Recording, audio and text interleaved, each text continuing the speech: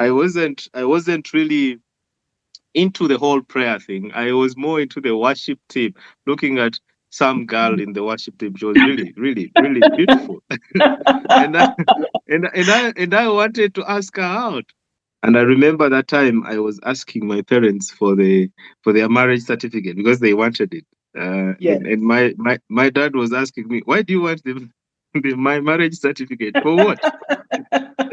The first thing that came to his mind was like, I'm not paying for that. And I wanted some kind of peace, and I think I got it in the Catholic Church. Yeah, really.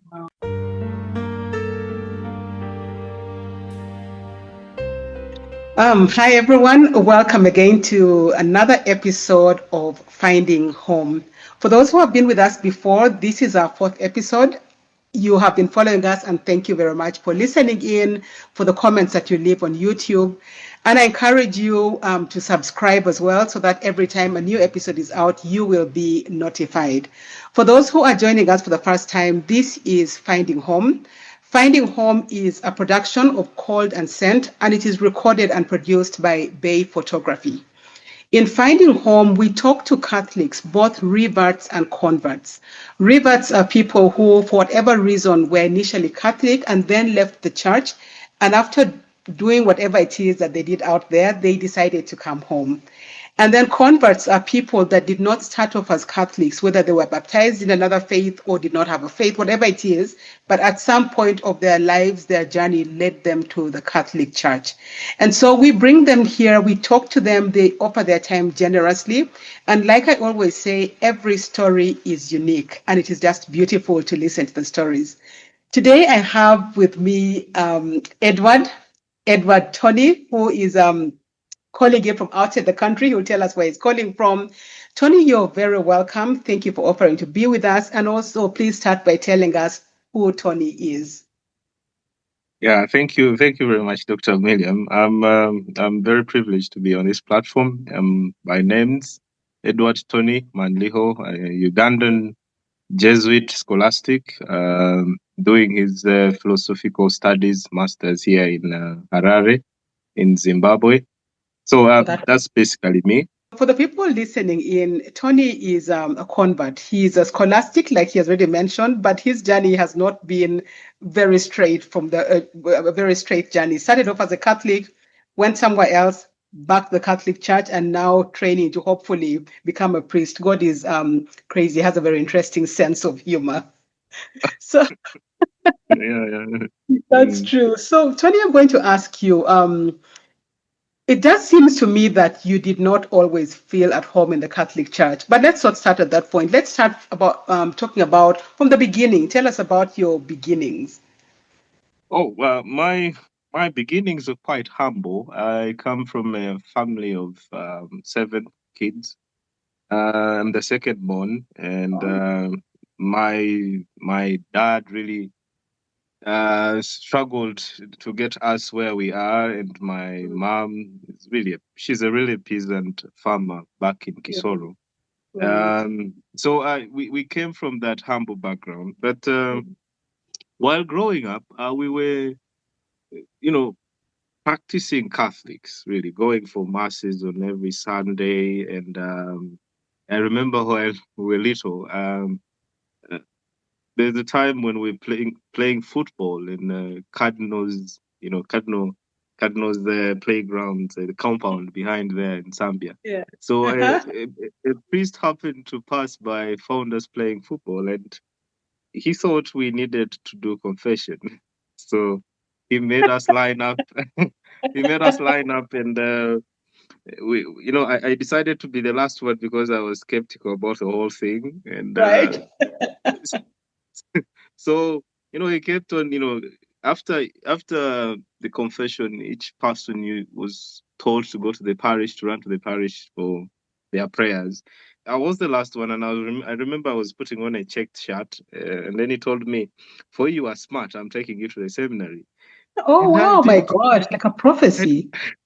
I didn't understand what he was talking about. I was like, "What is a seminary?" And I was like, "You will see when you get there." And we had conversation on and on. I was like, no, I don't want to go to a place I don't even know. Mm-hmm. And then I remember he even rewarded me for being smart that time. He gave me Wow. 1,000 shillings, if I remember. Mm-hmm. Yeah. Mm-hmm.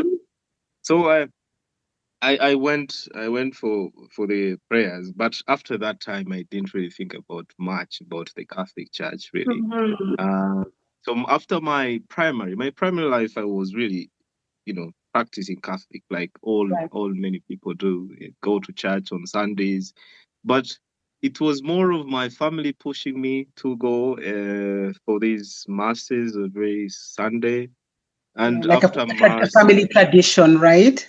yeah, the family tradition thing, yeah.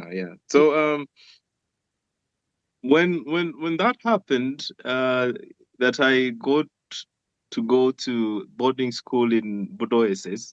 Mm, So when I was there at Budoeses, right. my father had a friend. She was a nun, and I was surprised that she was actually studying at that school. Mm-hmm.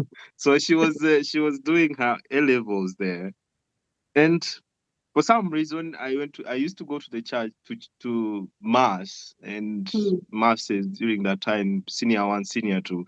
I used to go there just because she was around, in a sense, like you have Interesting. someone to inspire you to go, or Okay. someone who is there. He might give a bad Right. report I about know, like you, go they back tell home Daddy that Tony is not coming to coming for to maths. church anymore. Yeah. So that's how I lived those 2 years, the first 2 years of high school. We had a patron, and the patron then was our school bus as well. Mm, So he used to keep our money, but for mm-hmm. some reason, I used to find him uh, quite stingy. If I wanted more money, he would not give you more. High school, you want Yes. you want more pocket money, but he will not Right. give you all of it. You want all the money that you want. So, and added to that, he used to do roll calls in mass for Mm-hmm. people who didn't attend. He would follow you up. Sometimes you would receive a punishment for not attending mass. So all these things in the background.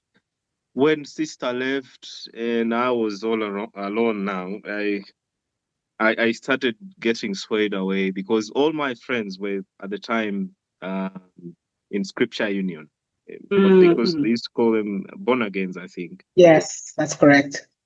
Yeah, so they were there, and it seemed to me that their services were more vibrant. They had the vibe going on in church, Yes.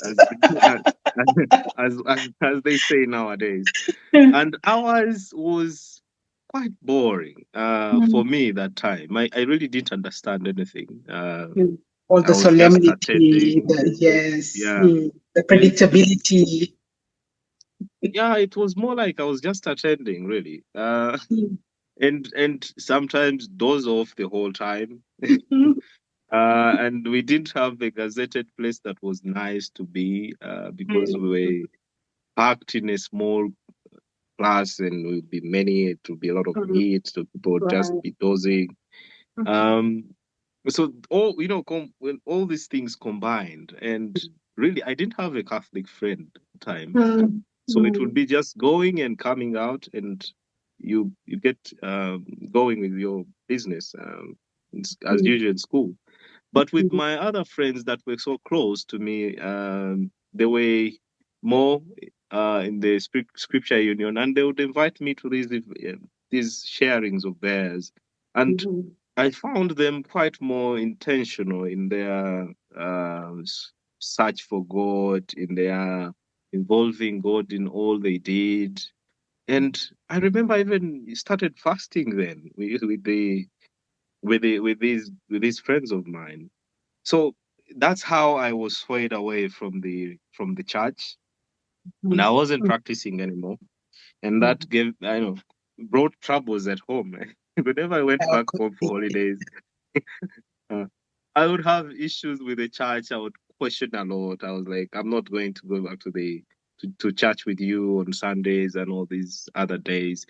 I'm like, no, it doesn't make sense. And it was kind of an indoctrination that I had Mm, coming from school. right. When I was with the friends of mine, the Scripture Union guys, sometimes you'd have uh, guest preachers or these people who would try to explain things according to how they understand them. Yes. And they would sometimes brand the Catholic Church as an idolatry uh, praising church or something like that. So there were very many questions that I had at the time, and I thought my dad was not going to give me any answers anyway. So for him, he was rather angry that I was leaving the church and not explaining things to me. So I felt Mhm. like, no, this is ridiculous. I shouldn't go back to the church. So let me stay with the Scripture Union and born agains in school for that time until I finished until I finished my high school. I was Right. with them. Did you Mm. actually ask these questions that you had at that time? I, I asked, but probably I asked the wrong authority. Probably they also had no idea. Mhm. Um, because I remember there are some times when I would just throw like tantrums, I must say, if they Mm, were trying to convince me of something that I felt was not the right thing. I was just no, it doesn't make sense, and I'm not mm. going to church, and I'm like that rebellious young Right. young Mhm. boy. So That's true. Yeah. Yeah. I And didn't really ask the real authorities. Mm. And I hear you because many people expect teenagers to be rebellious anyway. And so once Hmm. you're doing something that seems contrary to what the family has brought you up to do, then no one is going to give you an ear. It will be like you're Yeah. being defiant. This is how we do things as a family. You either do it like we do or you get out, that kind of thing. Mhm. And I remember after I think I was in senior five when this thing, started getting a big toll on me, and I was like, oh, I think I'm the problem because if everyone at home has issues with me, then must be me. It can't be Oh, everyone is wow. wrong. Tough for a So teenager to think that. Yeah. there is a time that things were became quite real to me when I left high school. I Right? was still I was still with the born agains. Mm. Um, my dad would question me on many things, why I didn't pray, why I didn't do things the way I'm supposed to be doing them. And then but he never he stopped supporting in other ways. Oh, So he got me some places of work. He would get me some part-time jobs, in senior six vacation. right. So I would go and do them, and in a way he supported my progress in that way. Mm. But then when it came to matters of faith, whenever I it was Sunday. I used to go. I remember I used to go to a church somewhere, a pastor. Right. So I went there the first time, and that time I was praying, but I think I wasn't really into the whole prayer thing. I was more into the worship team, looking at some girl in the worship team. She was really, really, really beautiful, and I, and I wanted to ask her out. So the next we get to talk, but we didn't really talk that much. It was more like the first time greeting someone, getting to know Yes. them. You are new in the Uh-huh. church, and they are welcoming you. So I wanted to to get involved with this young lady. Uh-huh. Then the next Sunday I went back, and she did not come that time. I didn't see her. The reason for uh your being in church wasn't there. yeah. So I was like, this is not working for me. And I thought probably she might probably have fallen sick or something. She didn't Mhm. come. Mm. Probably next Sunday she will. The next Sunday she did not come. So resolved, no, I'm not going to go back to this church because the lady was not there anymore. So I started looking for other churches Another around. church, yes. So I remember I even thought about it quite long. I was like, what am I really doing? So I consulted Mm, some of my friends who were still, you know, Pentecostals or born again, and they were like, "You come to our church." They were trying to convince me to go to their church, to go here, and this one is convincing me this one convincing me this, and they were all giving me different reasons. mhm. And then I kind of stopped going to any. Oh, wow. So I stopped going to any church. I would Mhm, spend my Sundays to myself, with some friends of mine anyway. mhm, Um, then my dad uh, thought that I was being idle at home. The part-time jobs were done, and I was just at home doing nothing. mhm. So so he he sought another opportunity. Fast forward, I had friends there. There is one, even up to now, a close friend, Waswa Godfrey, and Chizito. We were working together anyway that time. Mhm. And Yeah. although Waswa used to just come by and just greet us, to chat with us, but he used to be in another sector. Mhm. So they happened to go to the Net Ministries, something like that. And Right. in 2014, I think, Mhm. 2014, if I'm not mistaken, the year. Right. Okay. So they went and then they came back, and then he was trying to convince me to join them in their meetings, in their gatherings, and something like Yeah. that. I was Uh-huh. like, I don't do church anymore. Like I've tried them all. It doesn't work Yeah, for me. I've Don't start tried now. several, and it didn't work for me. And and I was into all this other different life altogether. I didn't want to do anything with church. Mhm. So when he invited me, okay, I just said, for the benefit of the doubt, he's my friend. Let me go and see what they have to offer. So I Mm. went. I went and attended their meetings, and they were talking about these big things that they have achieved from the net ministries, all the teaching that they have received from because they had gone away. It's kind of a retreat to Yes. Bugala, and then they would come Yeah. back to Kampala. So they were telling me all the good news that they had received there, and I felt, I felt it was like fascinating that the Waswa that I knew was was fascinated with church, and I'm like, what is happening to my friend here?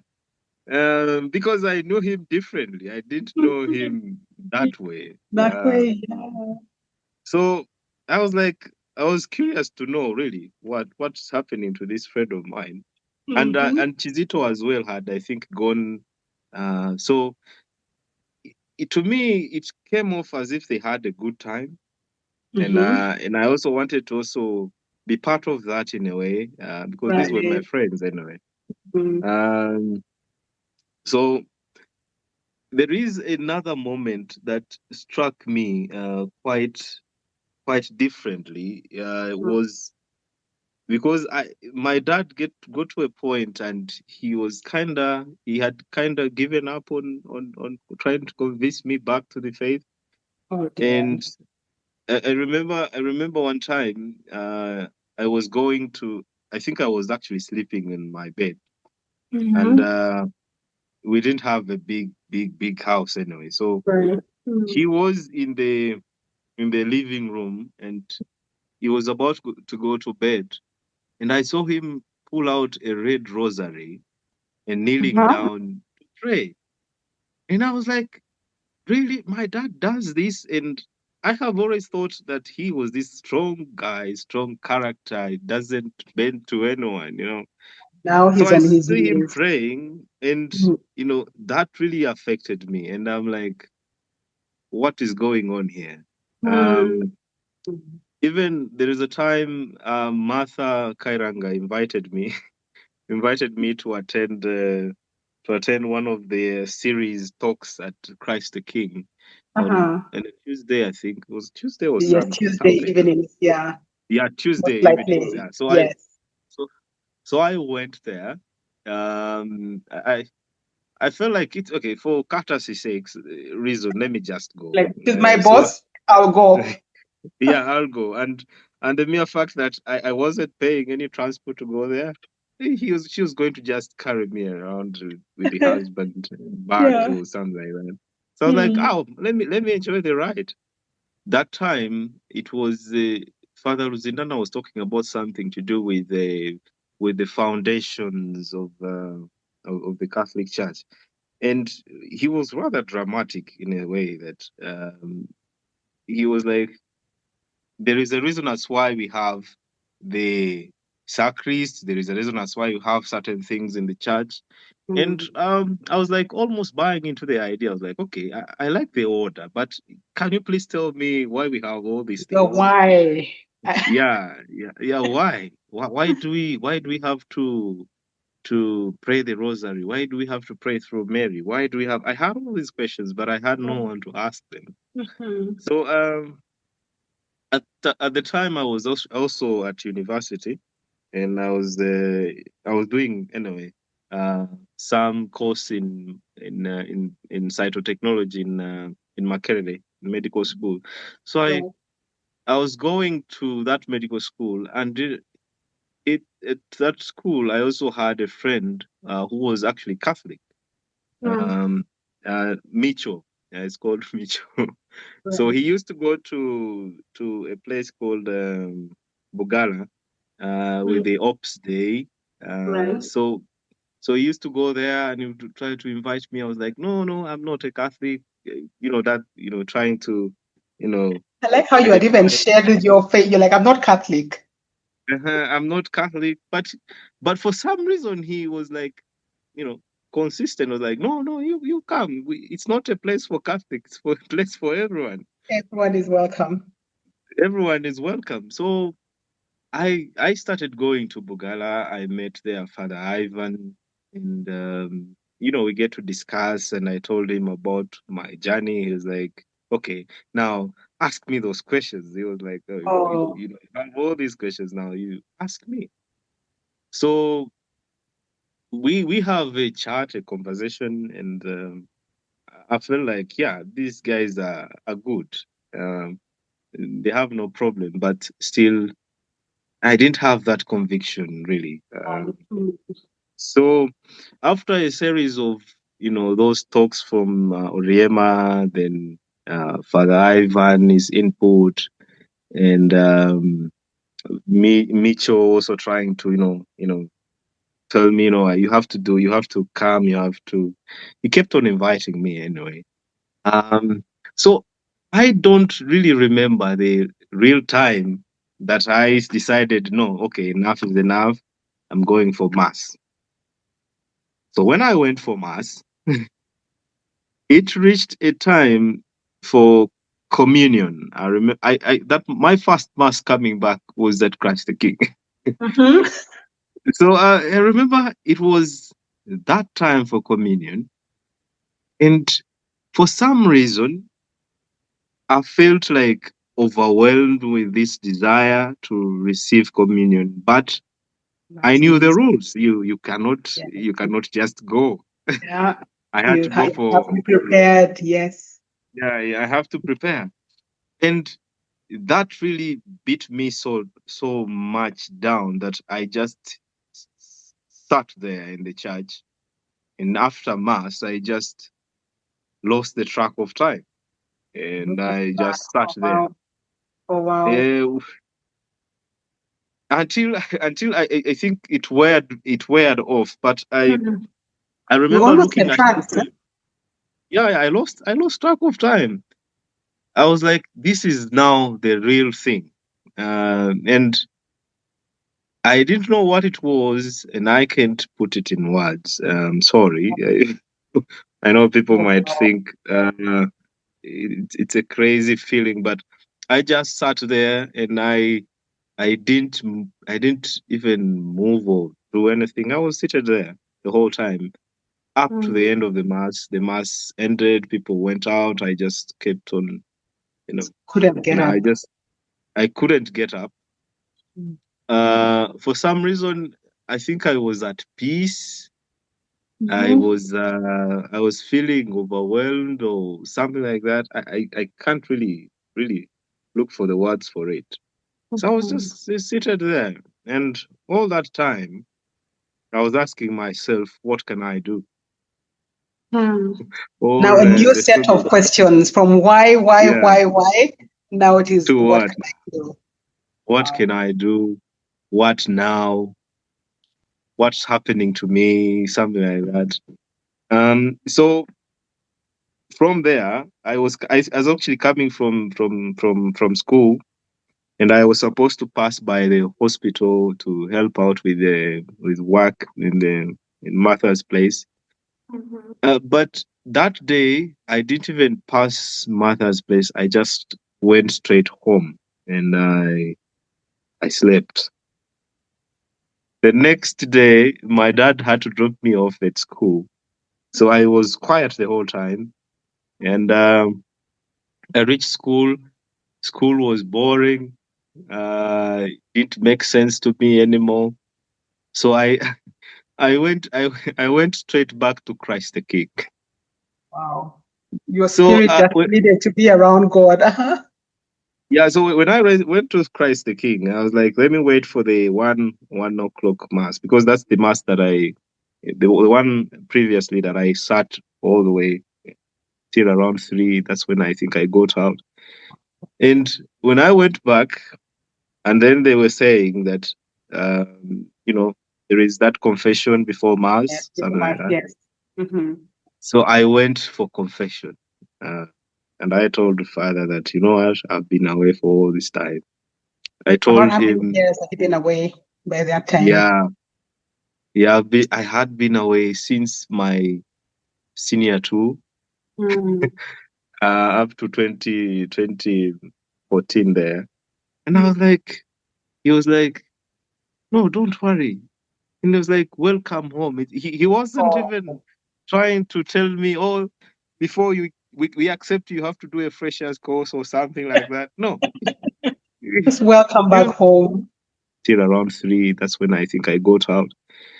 And when I went back, and then they were saying that, there is that confession before Yes, mass, before something my like that. yes. Mm-hmm. So I went for confession. Uh, and I told the father that, you know what, I've been away for all this time. I About told how many him, years have you been away by that time? yeah, I had been away since my senior two, Mm. up to 2014 there. And I Mm. was like, he was like, no, don't worry. And he was like, welcome home. He wasn't Oh, even trying to tell me, oh, before we accept you, you have to do a freshers course or something like that. No. just welcome He back was home. welcome back home, and just go and pray our Father and Hail Mary. And I was like, is that all? Is that all So that there's I some needed? form of punishment or preparation or what? Yeah. Yeah, yeah. Yeah, I thought it would be that way, but it Mm. wasn't. And for me, I felt like, yeah, now this is the place for me. And that feeling has been with me, I think, up to now.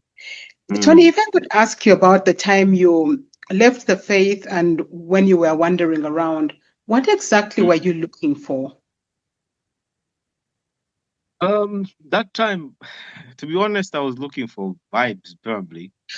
I wasn't looking for something quite fundamental or something with depth, but I had all these questions. I think up to now, I still have questions, but Right. different questions. But that time, I was really looking for vibes, and I didn't find that in the Catholic Church. And also, Right. my friends were elsewhere. They weren't Mhm. in the Catholic Church that time, Right. high school. Um, and honestly, that time, church was boring for me Mhm. because Like there's I more to had no life than idea. this. Yeah, Uh-huh, yeah, uh-huh. basically that. Mhm. Wow, that is amazing. So when you came back, was there anything surprising for you? Did you feel like things had changed because you were looking for vibes, now you're back? Did you find the vibes? What had changed for you? What I was looking for, I think, was to be grounded in some way. Right. Because before that, I felt like there was always chaos around me, and I Hmm. felt like I was the opposing force or some Oh, kind, yeah. mostly with my family members, because my friends really didn't care. Hmm. They're like, yeah, you can be of any faith, but we are friends anyway. So, Right. but for my family, it meant quite a lot for them, Hmm. and I was just, you know, always against whatever their beliefs were. Hmm. I guess we are all born with inherent beliefs from our families, from our parents, but when they see you swaying away and you know getting out of touch, for them it becomes quite difficult. Hmm. And for me, I feel like I was the opposing uh, force then, and I wanted some kind of peace, and I think I got it in the Catholic Church. Yeah, really. Wow, wow, yeah. This really resonates for me, it resonates with what St. Augustine said, where he says, our hearts are restless until Agreed. it Yeah. rests in Christ. Exactly. Yeah. But also Yeah. just hearing from home, I think the love of your parents seemed solid, in spite of the fact that we hate that this guy has left the faith. Now he's even Mm. left going to church completely, but still Yeah. Yeah. being your parents, loving you, like you said, your dad helping you get some work to do during your vacation, dropping you to the Mm. university, the presence of a parent rather than denouncing you. How much do you feel that contributed to the journey that you have had? Yeah. I think whenever someone is lost, they would always want some kind of support, Mm. and in a support that is not kind of judgmental in a way, Mhm. um, where you are not judged for what your opinions are about faith, or about what you think is different from what other people thinking. So that kind of support, I think my parents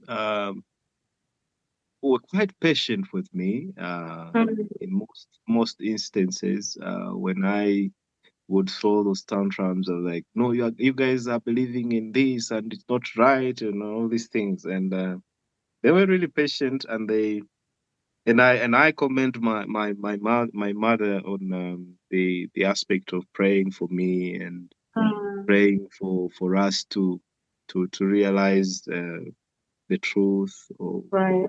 find that tranquility we're looking for. And Mhm. a supportive parent can get you as far. I don't know, Mm. but you can always have that thing to fall back on when things don't Right. really make sense. Yeah. Right, right. There's an analogy I use when I'm talking to parents and say a parent should be like the walls of a swimming pool. You allow the Mm. children to go, but when they come back, they need to find you where they left you. So that stability, I'm Uh-huh. even hearing from your story, is extremely important. Really Yeah, important. extremely Yeah. important. Yeah, yeah, Mhm. yeah. I'm just curious to know when you came back home, what was the reaction at home? So home to the Catholic Church. What was the reaction at your biological home? Um, well, I don't think they can also touch on a certain date or moment when I came back. Uh-huh. They just happened to see me going for masses sometimes with them, because now I was grown up. I was at Right. university.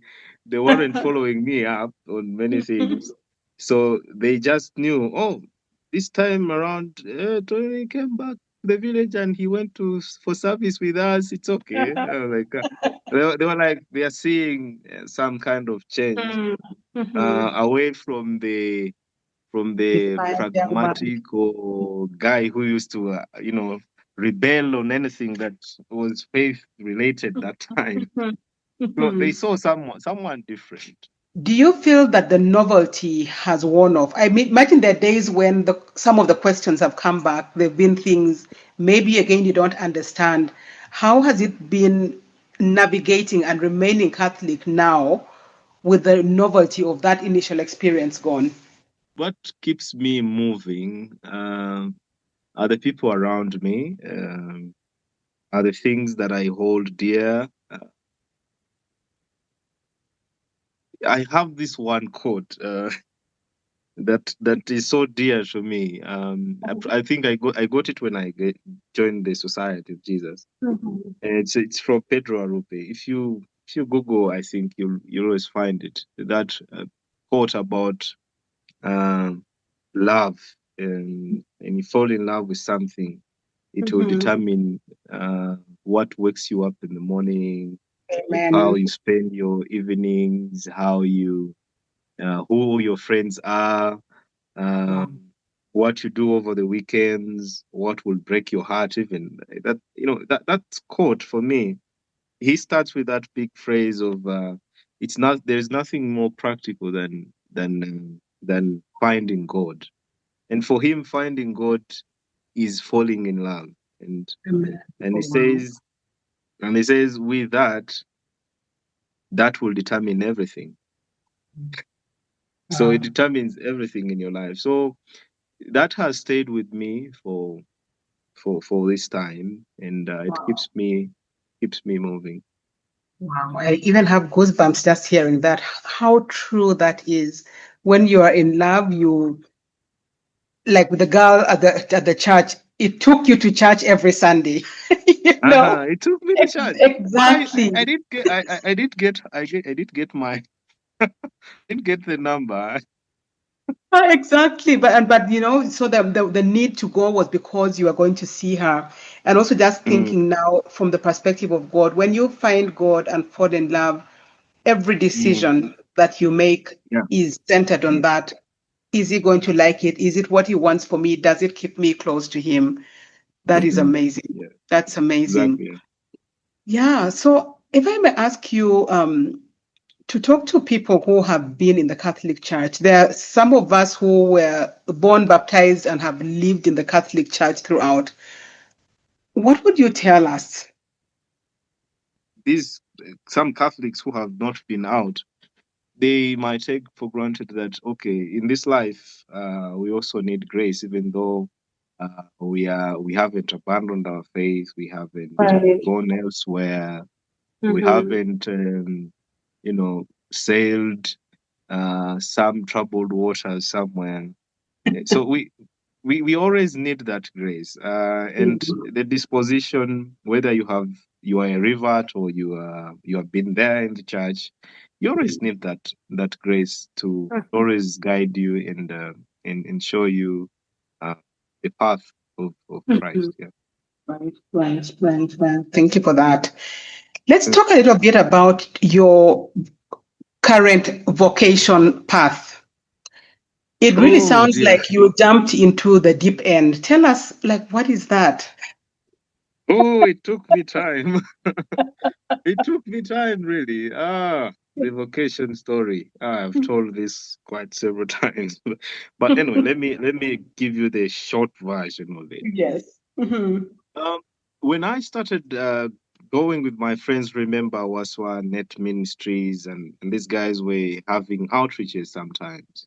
Yes. So when I was at campus, he invited me to go with him and also to give a talk. Hmm. At that time, I was already, kind of back in the church in 2015, around there. Yeah. So when he told me to accompany him to Bunamwaya Parish, we were Okay. supposed to meet the young people there, and he wanted me to talk about encountering God or God's timing, something like that. So Mhm. I read a few things here and there, and I made my presentation, and I guess some people liked it or something like that. Yeah. So among the small groups, we divided ourselves into small groups so as we can, have some kind of faith sharing. Mhm. Um, so in the group, one of the guys asked me this question that stayed with me for all that time I was at university. He Mm. asked me, "What do you really want to do with your life?" Wow. So, That's a deep so question. I was surprised then. I was like, "Oh, really? I'm studying. Oh, I'm studying. If I finish medical school, I'm going to look for work or something like that." That's Mm. my answer that I gave to him. Mhm. But that stayed at the back of my mind. It never felt like I had answered anything. Mhm. So I, I, I, I went to university. Back at school, we continued to study whatever we studied. But from that point, I lost interest. In some way, I lost interest in whatever that I was studying. I felt like it didn't make sense at all. Um, and that's when I went and I ran to my friend Mitchell. I told him, what, this thing doesn't make sense. What should I do? And then that's when he invited me back to Father Ivan. And then yes. And then we have this small chat. He tells me about these things of dryness in prayer. Tells me many things about what he possibly judged was happening to me. Mm. Um, but he told me, you need to finish that degree so that you can know what you want to do. So Mm. give it all you can, even though it seems not to be interesting anymore. But try, Get it try to done. finish. Yeah. Mm. So so I do my university. I finish, but that lingering feeling of there was something missing that was still there. Mhm. So I felt like, okay, after university, let me get some work while discerning all possibilities. Mhm. So I talked to to some friends of mine. They were like, "But Tony, we recognize that for us, we thought you were a preacher or something like that." They were like, I was like, "What do Oh you mean? wow. What do you Oh mean wow. I'm a preacher?" And you were like, "For me, I thought you had a church or something." so so I was like, "Do you think how I behave uh, was more into that area of preaching?" So that's where the idea came. I'm like, "How do you preach in the church?" Because I used to go to the Christ the King for these Mm. talks, and sometimes it would be lay people, teaching. And I'm like, okay, Yes. it's okay. You can also do this, but Mhm. after getting some work or get yourself busy or something. Right. At some point, Father Ivan thought that I can apply to be a seasoned priest. Had Because had I you thought remember, about that before Father Ivan brought it up? Had it been no, it oh wasn't. It wasn't even. mhm. It wasn't Mm. even in my mind. So I was like, People no, are you calling can you apply. preacher, others are now telling you to join the priesthood. So Okay. yeah, so when the Father Ivan mentioned that, I was like, is that even possible? Because I thought people go from seminary, junior, minor, then they go to major Mhm. seminaries. Like, is Mhm. that even possible? Then I brought up the conversation with Father Joseph in Zambia, uh, Mhm. and then he told me, you're welcome. I'll write you a recommendation letter to the Oh my, vocations director. I everything was is like, happening so fast. Uh-huh. why are you making it so fast? So we went through all these processes and all the requirements they were asking me. So there is one that it was strange for me when I went for it. They asked for the laity. I think the head of your small Christian community. You had to Mhm. get a letter from them. So I Right. was told to go and visit this lady, and Mhm. I visited her. She didn't know the clue of who I was. She was like, "Who are you?" And now you want a recommendation from me. You want a recommendation from me for to become a priest? And like, I don't even know your father. I don't even know Oh your my what. goodness. I was like, oh, I felt frustrated. Then I was like, ah. Then I told the catechist. Then he told me, no, no, I'll get you the letters from them. Don't worry. Mhm. We went and applied. We went forward up to the diocese. We applied, and I remember that time I was asking my parents for their marriage certificate because they wanted it. Yes. And my dad was asking me, why do you want them? my marriage certificate for what? Like, are we going into So a new season now of madness again? so I told him, no, I want to apply to join the seminar. He was like, he couldn't believe it. He was like, "What are you talking about?" I actually, for one moment, I think he thought that I was mad or something like that. Something crazy was going on. In You've his just mind, it's finished. like, we just went through the other cycle. Now you've started another round of madness. Yeah, yeah, yeah. So I was like, you just finished university. You have barely worked for even some time, and the first thing that came to his mind was like, "I'm not paying for that."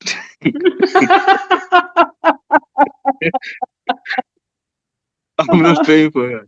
So I remember he even told me, my certificates are in the village. So I went to the village. I asked for my Or you went to the certificate. village yourself.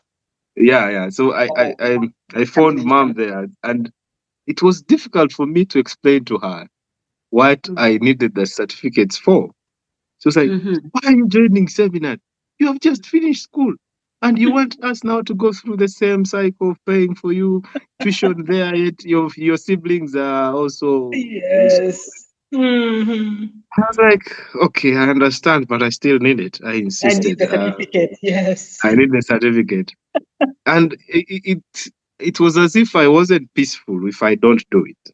Mm. So they considered. They were like, "Okay, you can take the certificate, and you can't take the certificate, but find a way of photocopying it." And in the village there's nothing to use to Yeah. photocopy. So I remember I took pictures. I took pictures of Mm. the certificate. Then I came back to town and I printed those and I took them to the diocese. Right. And then we were waiting. We're waiting for the results of whom they have chosen. We did the interviews. We did everything, Mm-hmm. and there wasn't any response coming. So I talked to Father Butcher Joseph, Mm-hmm. and he started journeying with me in all this process, and was like, Tony, with your history, um, you can also join missionary life or religious life. Mm-hmm. So he proposed to me that, and I was like, okay, I'll try out a few congregations, and I visited the Mill Hill missionaries and the Spiritans, I think, and then the Servites of Mary. Mm-hmm. But all of them weren't appealing to me, and I was like, I felt like I was out of place with all this. Right. Mm-hmm. So uh, when I told my story to Father Joseph told me, you can also try the Jesuits. I was like, oh no, the Jesuits have left this place. They are not here. So he told me, but I have a friend there called Anita, and then she tried to connect me there to the Yes. Jesuits.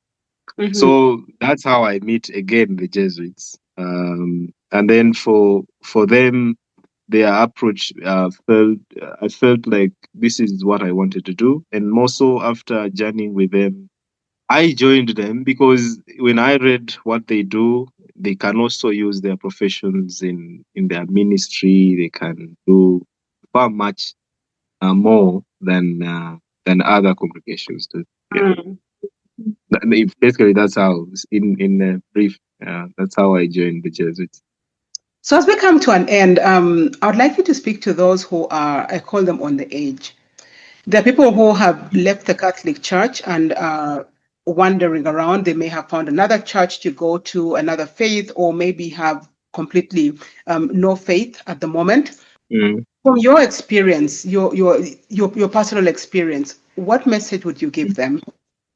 Um, what I can tell these people is to always just have that to hold on to a certain hope that you know God has a plan for them, or even the people around them, people that they surround themselves with. If they can, hold on to that community, because community can get you. through some rough patches.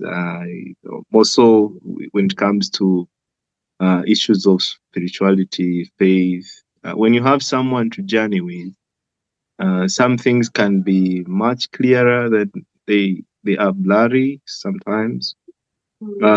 And when people see whatever that is happening to the church, I can only tell them what my spiritual director once told me.